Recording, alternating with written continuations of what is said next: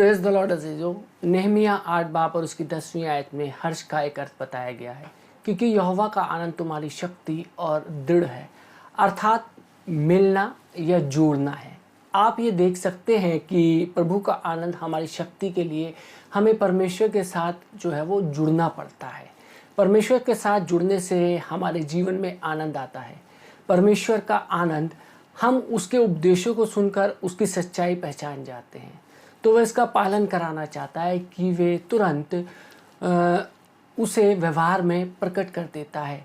वे अपनी शक्ति के बल पर कार्यान्वित करना चाहता है। लोग परमेश्वर के समय और शक्ति और प्रार्थना के परिणामों के फलस्वरूप परमेश्वर को कार्यान्वित करने के लिए इंतज़ार नहीं करते हैं। परमेश्वर का आनंद शारीरिक रूप से खुश होकर हम प्रकट कर सकते हैं। जब हम खुशी अनुभव नहीं करते तो कुछ करने के द्वारा हम खुश दिखना चाहते हैं, इससे पहले कि हम उदासी में चले जाएं। कभी कभी हम चाहें या ना चाहें, खुशी को शारीरिक रूप से प्रकट करने की आवश्यकता है। ये वैसे ही है जैसे हैंडपंप से पानी निकालने से पहले हम पंप के हैंडल को बार बार ऊपर नीचे करते हैं जब तक कि पानी ना आए। आनंद में भी ऐसा ही होता है। हमारी आत्मा में भीतर कहीं एक जल का एक कुआं होता है। इसके भीतर के जल को बाहर निकालने का हैंडल मुस्कुराना, गाना या हंसना होता है। प्रारंभ में ऐसा महसूस हो सकता है कि इससे कुछ लाभ नहीं हो रहा है, और कुछ समय बाद ये कठोर भी हो जाता है, परंतु यदि हम ऐसा करते रहेंगे तो जल्द ही हम आनंद का उत्साह प्राप्त करेंगे। मैं ऐसा नहीं सोचता कि खुश होने का अर्थ है हाँ, समय ज़ोर ज़ोर से हमें हंसाते रहे या गोल गोल घूमे या मुस्कुराहट का मुखौटा लगाए हुए ऊपर नीचे कूदते रहें हर समय। हमें बुद्धि का प्रयोग करना चाहिए। मुझे ऐसे आनंद से भरे लोगों का अनुभव है जिन्होंने मेरी भावनाओं को ठेस पहुंचाए, क्योंकि वे उस समय असंवेदनशील थे। हमें हमेशा बुद्धि का प्रयोग करना चाहिए। शायद ऐसा समय आएगा जब हम परमेश्वर के सामने खुशी से चक्कर काटने की इच्छा रखते हों। यद्यपि कभी हम गदगद होकर आनंद मना सकते हैं, परंतु अधिकतर समय हम शांत रूप से खुश होकर आनंद मनाते हैं। और जैसे परमेश्वर ने मुझे दिखाया, इसका तात्पर्य है मुस्कुराना। ये साधारण और शांत रूप से प्रसन्नता में जीवन बिताते रहें। भजन संहिता 30 और उसकी 5वीं आयत में बताता है, परंतु सवेरे आनंद पहुँचेगा। जब सुबह आप अपनी आंखें खोलते हैं तो आनंद आपके साथ है। आप तब तक आनंद अनुभव नहीं कर सकते जब तक आप उसे विशेष कार्यान्वित ना करें। बहुधा पहले व्यवहार होता है, तब भावना जागती है। यदि आपके जीवन में आनंद दिखाई देता है तो दूसरों को भी प्रभावित करता है। आप अकेले ही प्रभावित नहीं हो रहे हैं उस आनंद से, दूसरे भी आनंदित होते हैं, वो दूसरों को भी प्रभावित करता है। परंतु जब ये आपके अंदर है, दूसरों को दिखाई नहीं पड़ रहा है, तो आप अपने चारों तरफ एक गंभीरता फैलाते हैं जो एक तरीके का भारीपन पैदा करता है। मैं विश्वास करता हूँ कि हमारा घर आनंद की जगह बन सकता है, पर हमें परमेश्वर के आनंद में रहकर कार्य करना पड़ेगा।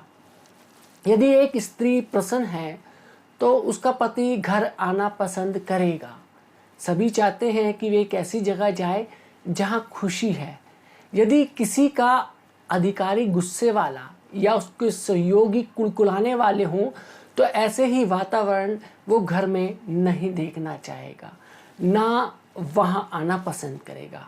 हाँ, पति और बच्चों को भी घर को जिसे बोल सकते हैं कि आनंदकारी बनाने के लिए अपना अपना हिस्सा अवश्य निभाना चाहिए। खुशी एक दूसरे को लगने वाला संक्रमण है। जैसे देखा ना, अभी कुछ समय पहले, अभी भी चल रहा है, कोविड चल रहा है, ये एक दूसरे को लगता था, तो इससे एक दूसरे के बचाव के लिए हम बहुत से प्रिकॉशन यूज़ करते थे। तो खुशी भी एक दूसरे को लगने वाला संक्रमण है। एक व्यक्ति यदि खुश है तो दूसरा भी खुश होता है। उनको देखकर तीसरा भी इसी तरीके से खुशी हम खुद देखते हैं कि वो भी खुश है, एक दूसरे को इसी प्रकार खुशी लगती चली जाती है और सब लोग खुश होते हैं और हंसने लगते हैं और ये सब खुश हो जाते हैं। आनंद मनाने से आपकी परिस्थितियों में परिवर्तन आता है। परमेश्वर के पास हमें देने के लिए अभी बहुत कुछ है। परमेश्वर हमें बहुत, जिसे बोलता है, अनुग्रहित करना चाहता है। वो चाहता है कि हम अच्छे घरों में रहें, अच्छी कार हमारे पास हो, वो हमारी अच्छी प्रकार से देखभाल करना चाहता है। वो नहीं चाहता कि अविश्वासियों के पास सब कुछ अच्छा हो जबकि विश्वासी गरीबी में जीवन व्यतीत करें। समृद्धि के लिए कुछ ऐसी बातें हम करते हैं क्योंकि वे बाइबल के आदर्शों को कार्यान्वित करते हैं। जैसा यदि हम देते हैं क्योंकि हम परमेश्वर को प्यार करते हैं और चाहते हैं कि उस वचन का प्रचार होता जाए तो हम उससे बहुत पाते हैं। यदि हम देखें लूका 6 बाब और उसकी 38वीं आयत में परमेश्वर का वचन कहता है कि दिया करो तो तुम्हें भी दिया जाएगा, लोग पूरा नाप दबा दबा कर और हिला हिला कर और उभरता हुआ तुम्हारी गोद में डालेंगे, क्योंकि जिस नाप से तुम नापते हो उसी से तुम्हारे लिए भी नापा जाएगा। जब हम 10वां अंश निकालते हैं यानी कि टाइट निकालते हैं तो परमेश्वर हमारे लिए नष्ट करने वालों को डांटता और रोकता है, क्योंकि वचन कहता है मलाकी 3 बाब उसकी 10वीं और 11वीं आयत में लिखा है कि सारे 10वां अंश भंडार में ले आओ कि मेरे भवन में भोजन वस्तुएं रहें। और सेनाओं का यहोवा यह कहता है कि ऐसा करके मुझे परखो कि मैं आकाश के झरोखे तुम्हारे लिए खोलकर तुम्हारे ऊपर अपरंपार आशीषों की वर्षा करता हूं कि नहीं। मैं तुम्हारे लिए नाश करने वालों को ऐसा घुड़कूंगा कि वे तुम्हारी भूमि की उपज नष्ट ना करेंगे और तुम्हारी दाखलताओं के फल कच्चे ना गिरेंगे। सेनाओं के यहोवा का यही वचन है। आनंद हमारे ग्रहण करने का हिस्सा है, उसी के द्वारा हम परमेश्वर से वस्तुएं पाते हैं। बाहरी रूप से आनंदित ना रहकर हम परमेश्वर से मिलने वाली समृद्धि को रोक सकते हैं। जी हाँ, यदि हमारे घर का वातावरण बिल्कुल ऐसा रहता है जो हम गुस्से में रहते हैं, हंसते नहीं हैं, हमारे घरों के अंदर सन्नाटा रहता है, तो ये परमेश्वर की समृद्धि को रोक सकता है, आशीषों को रोक सकता है।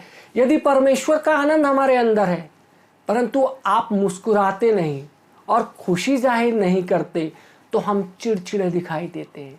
स्वाभाविक दृष्टि से लोग आपको कैसा देखते हैं या कई क्षेत्रों में आपके प्रति उनकी इच्छा से बहुत हद तक संबंध रखता है। लोग उन लोगों को आशीष देना या किसी बात में सहायता देना नहीं चाहते जो इतने गंभीर रहता है कि लगता है कि वे अभी अभी उन्हें ठोकर मारेगा। हम में से प्रत्येक मुस्कुराना जानते हैं। यह परमेश्वर द्वारा दिया गया सबसे मुख्य वरदान है। जी हाँ, मुस्कुराहट परमेश्वर का सबसे मुख्य वरदान है। एक मुस्कुराहट लोगों को खुश कर देती है और लोग उस समय सबसे अधिक खूबसूरत लगते हैं जब वो मुस्कुराते हैं। मैं शायद ये कभी नहीं समझ पाता कि मुस्कुराना एक गंभीर विषय है। यदि परमेश्वर ने कई महीनों तक इस विषय में मुझको सिखाने की चेष्टा ना की होती। बहुत बार जब हम परमेश्वर हमें कुछ सिखाना चाहते हैं और हम उसकी अनसुनी करते हैं तो स्वयं को ऐसी गड़बड़ी में पाते हैं जो बहुत ही गंभीर स्थिति होती है। मुस्कुराकर शांत आनंद की अभिव्यक्ति के द्वारा आप अपने जीवन में अच्छी वस्तुओं को लाने के साथ साथ दूसरों के साथ यीशु मसीह की ज्योति भी बांट सकते हैं। बाइबल में परमेश्वर ने अपने लोगों को आनंद मनाने को कहा।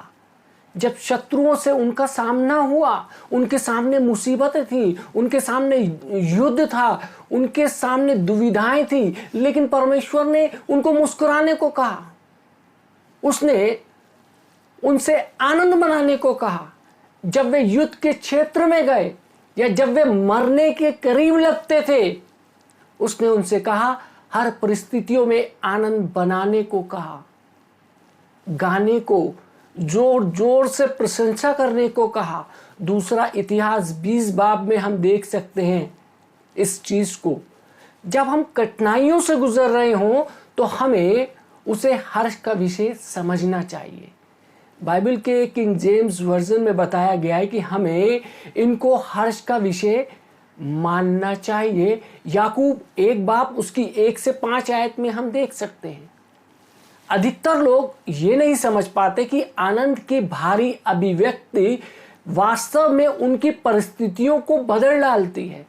परमेश्वर के आनंद में रहकर कार्य करने से वे परिस्थितियां समाप्त हो जाती हैं जो परमेश्वर की तरफ से नहीं है, क्योंकि वे शैतान की तरफ से हैं और शैतान परमेश्वर का आनंद बर्दाश्त नहीं कर सकता। शैतान मांगता है कि हम हर समय मुंह सड़ाए हुए बैठे रहे, दुखी से रहे। परमेश्वर नहीं, शैतान नहीं चाहता कि आपके मुख पर हंसी आए।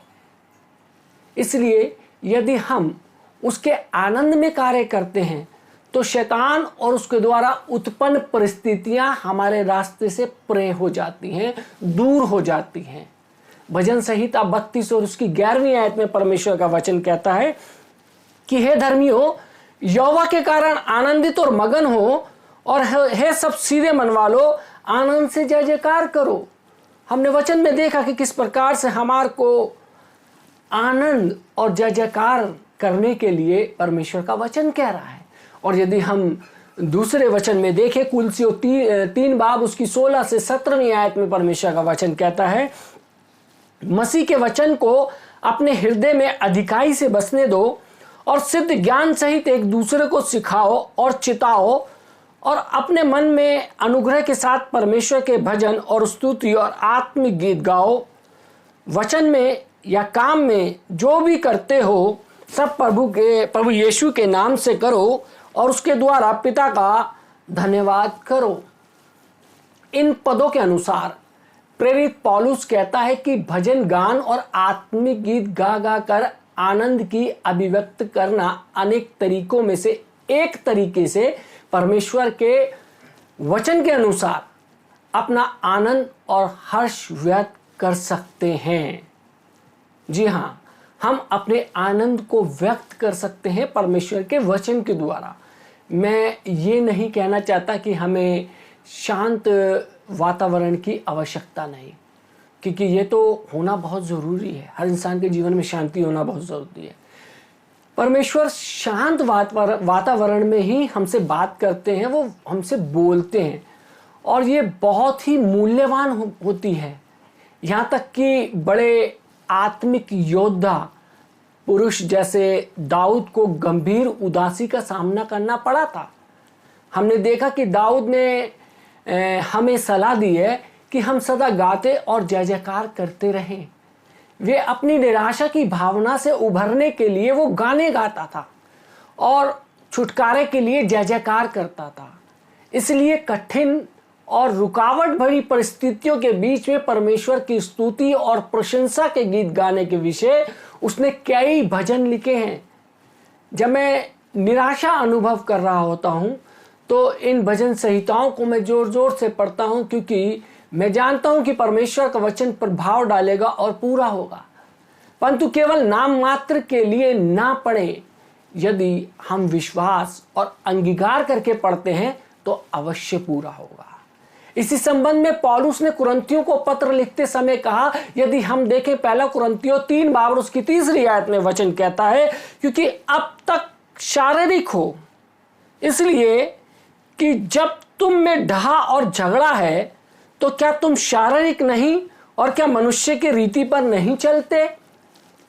दूसरे शब्दों में ये लोग वे नहीं कर रहे थे जो परमेश्वर ने उन्हें करने के लिए कहा था, परंतु अपनी मर्जी और स्वेच्छा के अनुसार चल रहे थे।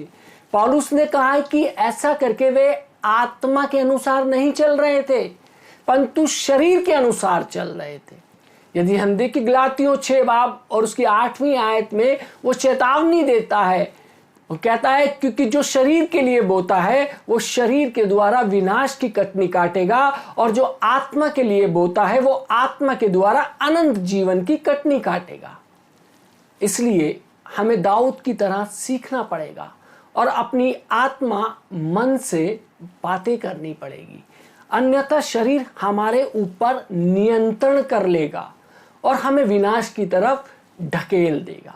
भजन संहिता 42 और उसकी 5वीं आयत में लिखा है कि हे मेरे प्राण, तू क्यों गिर जाता है, तू अंदर ही अंदर क्यों व्याकुल है। परमेश्वर पर आशा लगाए रहे, क्योंकि मैं उसके दर्शन से उद्धार पाकर फिर उसका धन्यवाद करूंगा। क्या आपका आंतरिक मन कभी निराश होता है? मेरा तो कभी कभी होता है। दाऊद का भी होता था। जब वह ऐसा अनुभव करता था और जब उसका प्राण व्याकुल होकर कर रहा था तो वह परमेश्वर पर भरोसा रखता था और उसके दर्शन के लिए वे आशा पूर्वक इंतजार करता था और तब अपने परमेश्वर के धन्यवाद के गीत गाता था। दाऊद के लिए ये एक अत्यंत महत्वपूर्ण समस्या लगती है, क्योंकि पद 11 में वो दोबारा इन्हीं शब्दों को दोहराता है, हे मेरे प्राण, तू क्यों निराश है, तू अंदर ही अंदर क्यों व्याकुल है। परमेश्वर पर भरोसा रख, क्योंकि वे मेरे मुख की चमक और मेरा परमेश्वर है, मैं फिर उसका धन्यवाद करूंगा। दाऊद जानता था कि जब वह निराश होता था तो उसका चेहरा भी मुरझा जाता था, इसलिए वह अपने प्राण से बातें करता था, अर्थात अपने मन, इच्छा और भावना से, और स्वयं हियाव बांधता था और उत्साहित करता था अपनी आत्मा को। पहला शमूएल 30 बाब उसकी 6ठी आयत में देख सकते हैं हम। जब हम स्वयं को ऐसी उदासी की स्थिति में पाते हैं तो हमें यहोवा पर भरोसा रखना चाहिए और उसकी प्रशंसा करनी चाहिए, जो हमारा सहायक और हमारा परमेश्वर है। हमें स्वयं का हियाव बांधना और उत्साहित करना चाहिए। हम जो धार्मिक हैं, यीशु मसीह पर विश्वास करने के द्वारा उससे संबंध बनाया है, हम उसकी प्रशंसा करें, उसकी जय जयकार कर सकते हैं। तब परमेश्वर हमारे चारों तरफ डेरा करके हमारी सुरक्षा करता है, वह हमारा युद्ध लड़ता है, क्योंकि हम उसकी स्तुति करते हैं। दूसरा इतिहास 20 बाब उसकी 17, 20 और 21 आयत में हम पढ़ सकते हैं।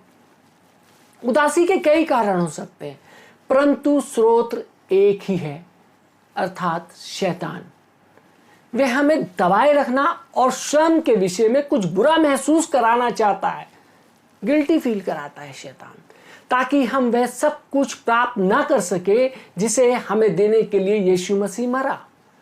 हमें स्वयं के विषय में बुरा महसूस कराने के लिए उसका सबसे बड़ा हथियार दोषी ठहराना है, दोष भावना उत्पन्न करना है हमारे भीतर। दोषीपन उदासी की बीमारी का एक कारण हो सकता है। शैतान हमारे आनंद की चोरी करने के लिए इसका प्रयोग करता है। वो जानता है कि परमेश्वर का आनंद शैतान के विरोध में हमारी शक्ति है। नहम्याह नबी की पुस्तक 8 बाब 10वीं आयत पढ़ सकते हैं। शैतान हमें कमजोर बनाना चाहता है और चाहता है कि हम अपने आप में इतने असमर्थ यानी कि कमजोर हो जाएं कि वो हम पर जो फेंकना चाहता है उसको पकड़ने के अलावा हम और कुछ ना कर सके। सिर्फ शैतानी चीज़ों में ही उलझन है। जो शैतान फेंक रहा है हम उसी को पकड़ रहे हैं, परमेश्वर जो दे रहा है उसकी तरफ हमारा ध्यान ही नहीं है। उदासी का दूसरा कारण शारीरिक रूप से कमजोरी या कमी भी हो सकता है। मैं ऐसा नहीं कह रहा कि आत्मिक कमी भी हो सकता है, लेकिन ये शारीरिक कमजोरी भी हो सकती है। बीमार व्यक्ति हमेशा उदास रहते हैं। शरीर की रासायनिक जो क्रिया होती है, जिसे बोल सकते हैं असमंजस और अत्यधिक थकान भी उदासी उत्पन्न कर सकती है। वो व्यक्ति बुद्धिमत्ता के प्रयोग से और आराम के साथ पौष्टिक भोजन खाकर स्वस्थ हो जाता है। जो शारीरिक कमी है, कमजोरी है, प्रोटीन वगैरह हम खा सकते हैं तो हम स्वस्थ हो सकते हैं। दूसरे शब्दों में संगीत बजाना, गीत और जय जयकार उन व्यक्तियों को बिल्कुल भी ठीक नहीं कर सकता। एक थके हुए आदमी से क्या होगा ना कि आप वो डांस करें, हंसे, उसका मेरा मन नहीं कर रहा। और अक्सर हम देखते हैं जब लोग अपने ड्यूटी से या अपने बिजनेस शॉप से या कहीं से भी आते हैं नौकरी करके, तो वो उनसे कहा जाए कि हम संगीत बजा रहे हैं, आप नाचे तो वो नहीं नाच सकते। वो बिल्कुल भी नहीं उन लोगों को ठीक कर सकते। जो आत्मिक परिश्रम से प्रस्त हो चुके हैं या जिनकी शरीर किन्हीं शारीरिक आवश्यकताओं पर भी ध्यान देने की भी हमारे को आवश्यकता है। शारीरिक आवश्यकताओं पे भी हमने ध्यान देना है। उदासी की बीमारी के शारीरिक, मनोवैज्ञानिक, भावनात्मक और आत्मिक कई कारण हो सकते हैं। राजा दाऊद इसलिए उदास था कि उसके जीवन में क्षमा न किए जाने वाला पाप था। भजन संहिता 51 में हम पढ़ सकते हैं, योना उदास था क्योंकि वह परमेश्वर की बुलाहट को अनसुनी कर भागना चाहता था और अनआज्ञाकारिता में जी रहा था। योना 1 बाब और उसका 2 अध्याय हम पढ़ सकते हैं, हम देख सकते हैं। एलिया इस बात से उदास था क्योंकि वह शारीरिक रूप से बहुत थका हुआ था। पहला राजा 19 बाब उसकी 5 से 8वीं आयत तक में हम पढ़ते हैं कि परमेश्वर के दूत ने उसको 2 बार खाना खिलाया और उसे चुपचाप सोने दिया। हम किसी समस्या के विभिन्न कारणों को एक पेटी में रखकर उसमें से कोई एक उत्तर नहीं छांट सकते, परंतु यीशु मसीह हमेशा ही सही उत्तर है। चाहे शैतान ने उदासी उत्पन्न करने के लिए किसी भी कारण का इस्तेमाल किया हो, चाहे वो शारीरिक थकावट ही क्यों ना हो, जब हम यीशु मसीह के पीछे चलते हैं तो वह हमें विजय की ओर लेकर चलता है। वे हम सबको बताएगा कि आनंद से मेरा जीवन जीने के लिए हम में से प्रत्येक को क्या करने की आवश्यकता है। उदासी उत्पन्न होने का चाहे कारण कोई भी हो, जब हम उसका आक्रमण अनुभव करते हैं तो हमें तुरंत उसका विरोध करना चाहिए और आगे जो कुछ करने के लिए परमेश्वर बताए उसे हमें करना चाहिए। उदासी से खिलवाड़ नहीं करना चाहिए। यीशु मसीह ने हमें उदासी से हटकर यश का ओढ़ना दिया है।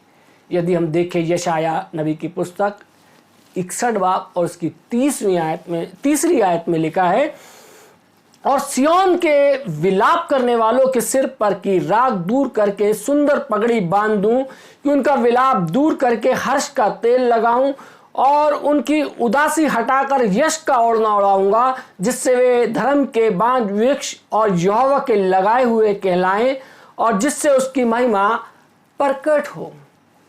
जब हम सही करना जानते हैं पर नहीं करते तो हम शैतान के साथ प्रेम का खिलवाड़ कर रहे हैं, परंतु शैतान के साथ ऐसा खिलवाड़ करके हम बच नहीं सकते।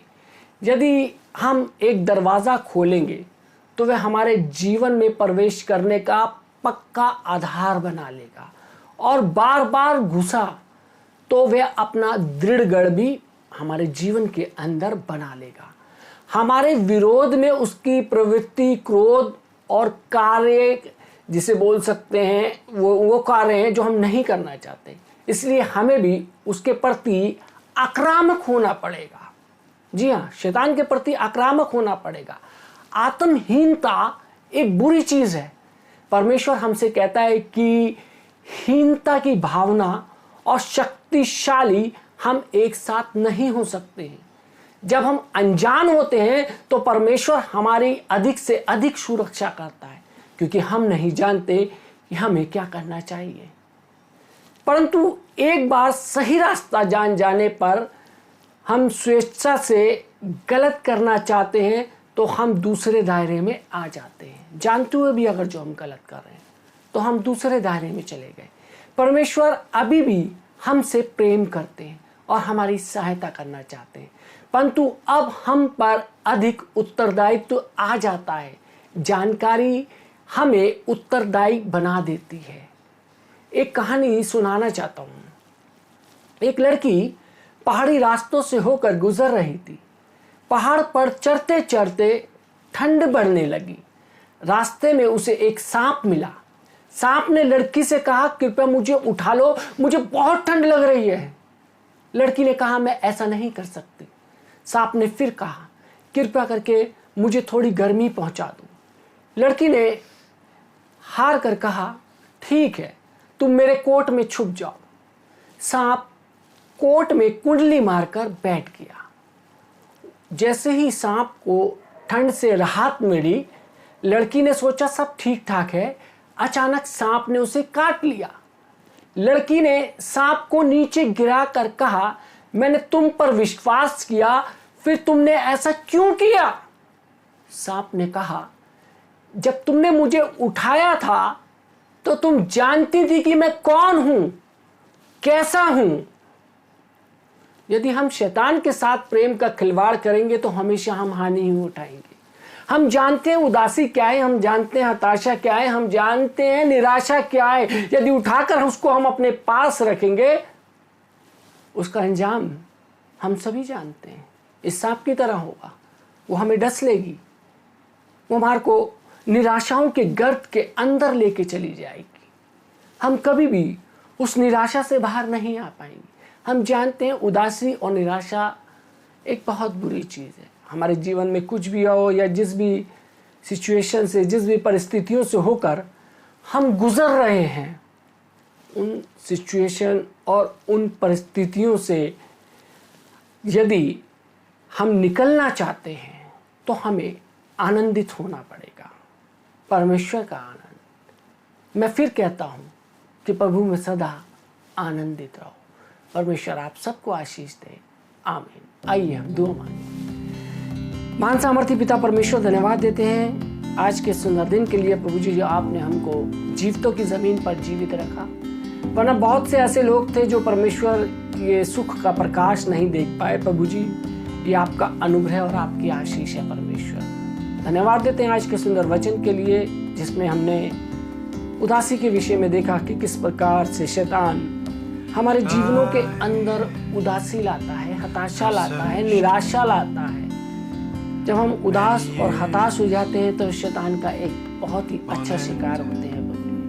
हम तुझसे विनती करते हैं कि खुदावंद तो हमारे जीवनों में से उदासी, हताशा, निराशाओं को दूर कर प्रभु जी। आज जितने लोग परमेश्वर ये वचन सुन रहे हैं प्रभु जी, यदि इनके जीवन में किसी चीज को लेकर दुविधाएं हैं, कश्मकश चल रही है परमेश्वर, हताशा है, निराशा है परमेश्वर, तो उनकी हताशा और निराशाओं को दूर कर।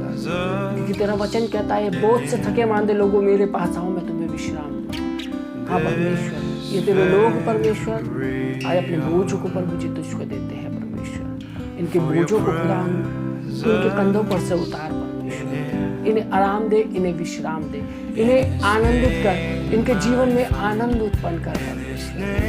जितने लोगों ने सुना है परमेश्वर ये वचन, उनके और उनके परिवार पे प्रभु जी आपकी आशीष। ये वचन ज़्यादा से ज़्यादा लोगों तक ये लोग शेयर करने वाले हो सके, ताकि यदि कोई और भी व्यक्ति उदासी की बीमारी से पीड़ित है, उदासी के कारण पीड़ित है प्रभु यीशु मसीह, वो भी परमेश्वर ये वचन सुनने के बाद आशीषित हो सके परमेश्वर। आए खुदावंद इस वचन पर और इस वचन के सुनने वालों पर सब पर आपकी आशीष हो, यीशु मसीह के नाम से मांगते हैं, आमीन।